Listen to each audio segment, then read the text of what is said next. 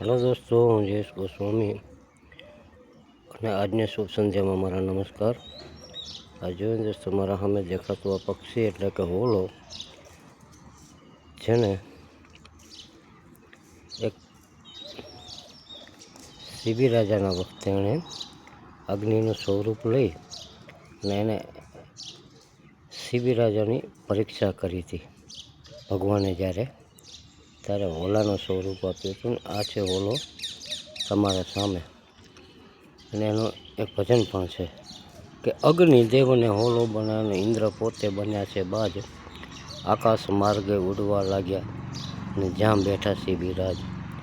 Hollow કે મને બચાવો, પાછળ આવે એ કાળ છે મારો. આ હોલો એ નામનું પક્ષી છે.